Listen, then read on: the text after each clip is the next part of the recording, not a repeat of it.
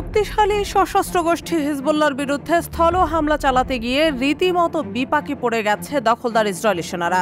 পদে পদে মৃত্যু ফাঁদ পেতে রেখে হিজবুল্লাহ নেতানিয়াহুর বাহিনীর সকল পরিকল্পনাকে নস্যাৎ করে দিচ্ছে। সম্প্রতি সশস্ত্র গোষ্ঠী হিজবুল্লাহর বিরুদ্ধে স্থল হামলা চালাতে লেবাননে প্রবেশের চেষ্টা চালিয়েছে দখলদার ইসরায়েলের বেশ কিছু সেনা। তবে তারা মাত্র 400 মিটার যাওয়ার পরই আবার পিছু হটতে বাধ্য হয়েছে। আবার লেবাননের দিকে এগিয়ে আসার সময় দখলদার ইসরায়েলের ট্যাঙ্ক লক্ষ্য করে শক্তিশালী হামলা চালিয়েছে হিজবুল্লাহ যোদ্ধারা। তারা জানিয়েছে শুধুমাত্র বুধবারই ইসরায়েলিদের 3টি ট্যাঙ্ক সফলভাবে ধ্বংস করেছে তারা।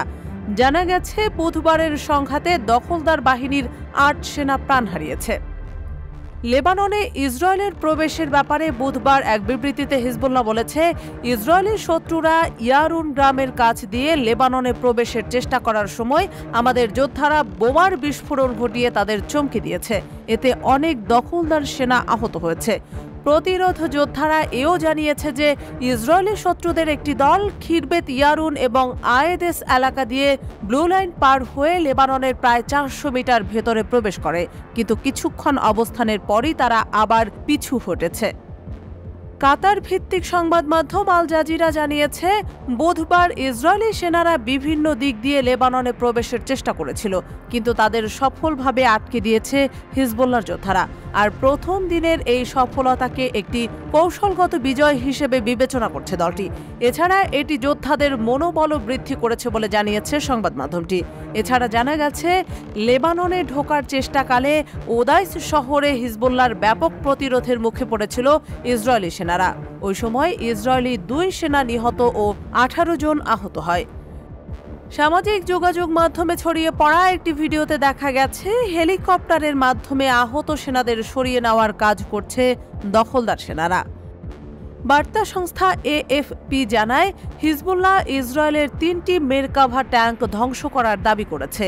এই ট্যাঙ্কগুলো মারুন আল রাস গ্রামের দিকে আসছিল, তখন এগুলোকে লক্ষ্য করে রকেট ছোড়া হয়। এর আগে এই এলাকায় ইসরায়েলি সেনাদের সঙ্গে হিজবুল্লাহ যোদ্ধাদের সম্মুখ লড়াই হয়েছিল। মধ্যপ্রাচ্য ভিত্তিক সংবাদ মাধ্যম আল মানার জানিয়েছে, ইসরায়েল স্থল হামলা শুরুর ঘোষণার প্রথম দিনের কয়েক ঘন্টার মধ্যেই তাদের সেনাদের কাবু করে দিয়েছে হিজবুল্লাহ যোদ্ধারা। তারা যথেষ্ট বুদ্ধিদীপ্ত কৌশল অবলম্বন করে ইসরায়েলি সেনাদের উপর হামলা চালিয়েছে। সর্বশেষ পাওয়া তথ্যানুযায়ী বুধবার প্রথমবারের মতো সরাসরি সংঘর্ষে জড়ায় ইসরায়েলি সেনারা। উক্ত দিনে মোট 8 জন ইসরায়েলি সেনা নিহত হয়েছেন। ওই 8 জনের মধ্যে 4 জন ইগজ ইউনিটের সেনা ছিলেন। এছাড়া লেবাননে স্থল হামলা চালাতে গিয়ে আরও 7 সেনা গুরুতর আহত হয়েছেন। তাদের অবস্থা এখনও আশঙ্কাজনক।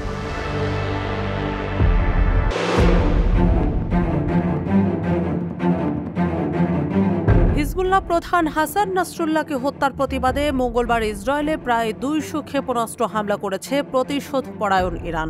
এরপর সকালে দখলদার ইসরায়েলের উপর চড়াও হয় ইরান সমর্থিত লেবাননের সশস্ত্র গোষ্ঠী হিজবুল্লাহ এবং এরপর হামলা চালায় ইয়েমেনের হুথি বিদ্রোহীরা।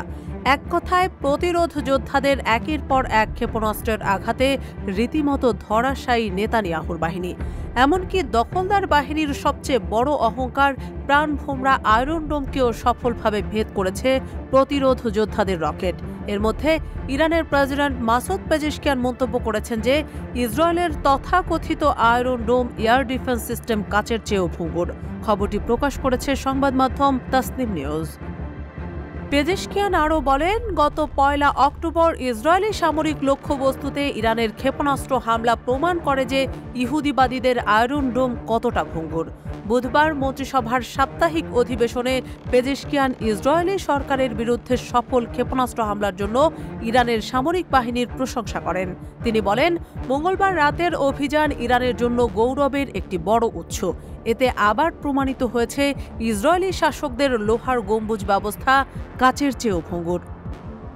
ইরানি প্রেসিডেন্ট বলেন, ইরান তার মর্যাদা ও সম্মানের প্রশ্নে সিরিয়াস প্রমাণিত হয়েছে। তিনি ইহুদিবাদী সরকারকে সতর্ক করে দিয়ে বলেন, যে কোনো ভুল করলে ইরানের পক্ষ থেকে আরও কঠোর প্রতিক্রিয়া দেখানো হবে। পেজেশকিয়ান বলেন, আন্তর্জাতিক আইন মেনে এবং ইসমাইল হানিয়া, সাইয়েদ হাসান নাসরুল্লাহ এবং প্রতিরোধ ফ্রন্ট হিজবুল্লাহর বেশ কয়েকজন কমান্ডারকে ইসরায়েলি হত্যার প্রতিক্রিয়ায় এ অভিযান চালানো হয়েছিল। এদিকে প্রতিরোধ যোদ্ধাদের তৎপরতায় রীতিমতো কোণঠাসা হয়ে পড়েছে বর্বর ইসরায়েল। জানা গেছে, ইসরায়েলের নতুন করে শতাধিক রকেট ছুড়েছে লেবাননের সশস্ত্র সংগঠন হিজবুল্লাহ। এ নিয়ে বুধবার দেশটিকে লক্ষ্য করে 240টি রকেট ছুড়ল সংগঠনটি। ইসরায়েলের প্রতিরক্ষা বাহিনী জানিয়েছে, হিজবুল্লাহর সর্বশেষ রকেটগুলো 3 ধাপে ছোড়া হয়। এতে 2 ঘন্টার কম সময় নেওয়া হয়েছে। এই রকেটগুলোর বেশিরভাগই ইসরায়েলের আপার গ্যালিলি অঞ্চলের পশ্চিমাংশে উন্মুক্ত স্থানে পড়েছে। এছাড়া অঞ্চলটির উত্তরাংশে উন্মুক্ত স্থানে পড়েছে 2টি রকেট।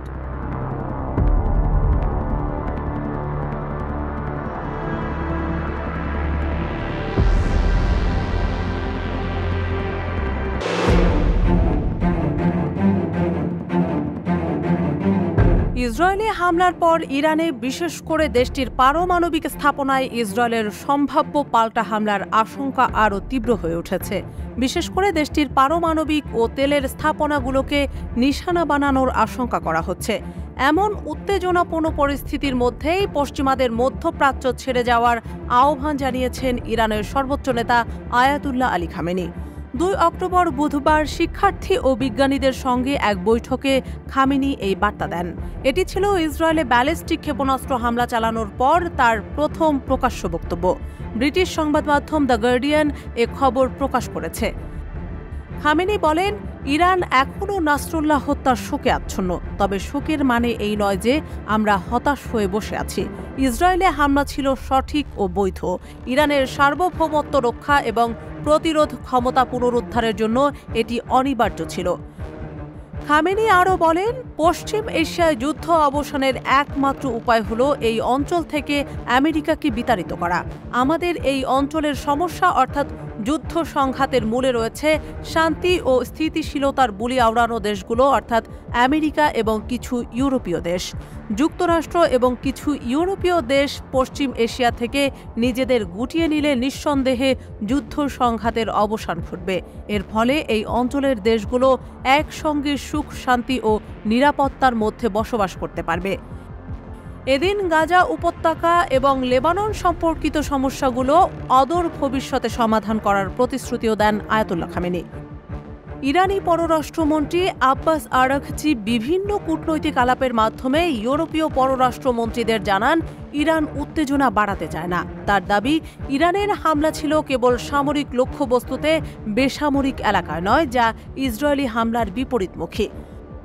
আরাঘচি বলেন, আমরা যুক্তরাষ্ট্রকে সরাসরি কোনো সতর্কবার্তা পাঠাইনি, তবে সুইজারল্যান্ডের মাধ্যমে বার্তা বিনিময় করেছি, যা হামলার পর যুক্তরাষ্ট্রকে জানানো হয়। সুইজারল্যান্ড দীর্ঘদিন ধরে তেহরানে মার্কিন কূটনৈতিক মাধ্যম হিসেবে কাজ করছে। ইরানের প্রতিরক্ষামন্ত্রী আজিজে নাসির জাদেহ ইউরোপকে সতর্ক করে বলেছেন, ইসরায়েলকে নিয়ন্ত্রণে আনতে হবে, তা না হলে ইরানের প্রতিক্রিয়া দেখা যাবে এবং অঞ্চলটি একটি বড় যুদ্ধে প্রবেশ করবে। জাতিসংঘের নিরাপত্তা পরিষদের বৈঠকে ইরান নিজেকে জাতিসংঘ সনদের অধীনে প্রতিরক্ষা হিসেবে উপস্থাপন করবে বলে ধারণা করা হচ্ছে।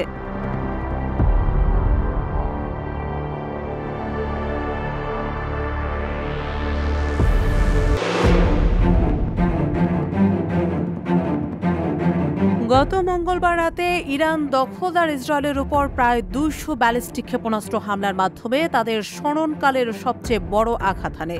ইরানের এই হামলা ইসরায়েলের জন্য ছিল ভয়ঙ্কর একটি ধাক্কা। কিন্তু হামলার প্রতিক্রিয়া এবং ইসরায়েলের সম্ভাব্য পাল্টা হামলা নিয়ে বিশ্বজুড়ে উদ্বেগ দেখা দিয়েছে। বিশেষ করে ইসরায়েলের গোয়েন্দা সংস্থা মোসাদ ও তাদের প্রতিক্রিয়া নিয়ে প্রশ্ন উঠেছে। ইরানের সাবেক প্রেসিডেন্ট মাহমুদ আহমেদিনেজাদ সম্প্রতি একটি সাক্ষাৎকারে ইসরায়েলের গোয়েন্দা সংস্থা মোসাদ নিয়ে বিস্ফোরক মন্তব্য করেছেন, যা ইরানের অভ্যন্তরীণ নিরাপত্তা এবং মধ্যপ্রাচ্যের ভূ রাজনীতিতে নতুন করে শঙ্কার জন্ম দিয়েছে। আহমেদিনেজাদ সম্প্রতি তুরস্কে সিএনএনকে দেওয়া এক সাক্ষাৎকারে দাবি করেছেন, ইসরায়েলের গোয়েন্দা সংস্থা মোসাদ ইরানে গভীরভাবে অনুপ্রবেশ করেছে। আহমেদিনেজাদের মতে, ইরানের গোয়েন্দা বিভাগের প্রধানই ইসরায়েলের হয়ে কাজ করেছেন।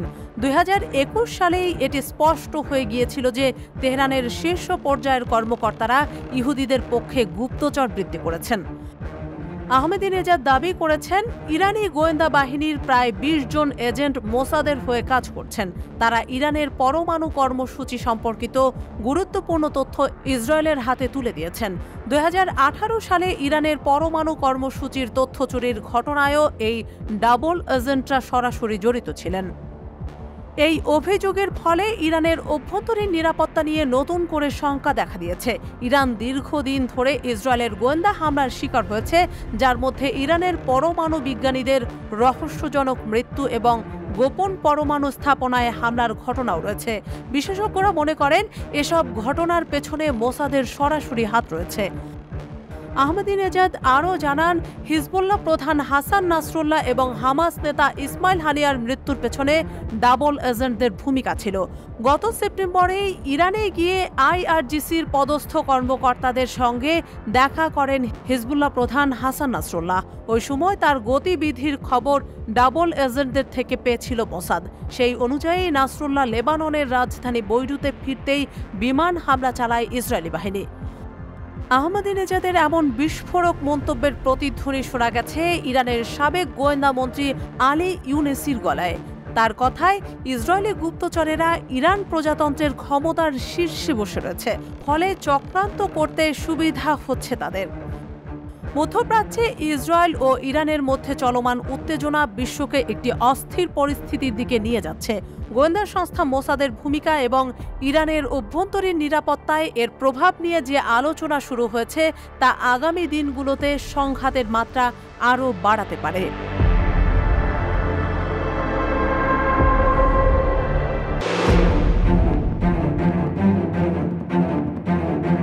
মধ্যপ্রাচ্য জুড়ে হামলা পাল্টা হামলার জেরে ব্যাপক অস্থিতিশীল পরিস্থিতি বিরাজ করছে। মঙ্গলবার দিবাগত রাতে ইসরায়েলে ৩ ধরনের ব্যালিস্টিক ক্ষেপণাস্ত্র দিয়ে হামলা চালিয়েছে ইরান। যুদ্ধবাজি নেতানিয়াহুকে শায়েস্তা করতে চালানো অপারেশন ট্রু প্রমিস 2 নামক এই হামলার পূর্বাভাস প্রায় 2 মাস আগেই দিয়েছিল ইরান, কিন্তু ইসরায়েল বিষয়টিকে পাত্তা দেয়নি। তবে ইরানি ক্ষেপণাস্ত্র হামলার পর যেমন ইসরায়েল ক্ষেপেছে, তেমনি চটেছে নেতানিয়াহুর দেশের সর্বঘনিষ্ঠ মিত্র যুক্তরাষ্ট্র। জায়নবাদীদের নিরাপত্তা ও সামরিক স্থাপনাগুলোর উপর ইরানের ক্ষেপণাস্ত্র হামলার প্রতিক্রিয়ায় সাবেক মার্কিন প্রেসিডেন্ট ও বর্তমান রিপাবলিকান প্রেসিডেন্ট প্রার্থী ডোনাল্ড ট্রাম্প সম্প্রতি দাবি করেছেন, তিনি প্রেসিডেন্ট থাকলে কোনো অবস্থায় এই ঘটনা ঘটত না। ট্রাম্পের মতে বিশ্ব নিয়ন্ত্রণের বাইরে চলে গেছে। এক বিবৃতিতে তিনি দাবি করেছেন, ইসরায়েলি অপরাধ যজ্ঞের বিরুদ্ধে ইরানের শক্তিশালী জবাব হোয়াইট হাউস কর্মকর্তাদেরকে হতভম্ব করে দিয়েছে। সাবেক এই মার্কিন প্রেসিডেন্ট বলেন, আমেরিকার এই মুহূর্তে কোনো নেতা নেই এবং কেউ আমাদের দেশকে নিয়ন্ত্রণ করতে পারছে না। আমাদের একজন ব্যর্থ প্রেসিডেন্ট আছেন এবং তার আছে এমন একজন ভাইস প্রেসিডেন্ট যিনি তার অফিসে অনুপস্থিত। এই ভাইস প্রেসিডেন্ট এদিক সেদিক ঘোরাঘুরি করে তহবিল সংগ্রহ করে বেড়াচ্ছেন। দেশের শীর্ষ নেতৃত্বে কারো উপস্থিতি নেই এবং বাইডেন ও হ্যারিসের কারো জানা নেই দেশে বা বিশ্বে ঠিক কী ঘটছে।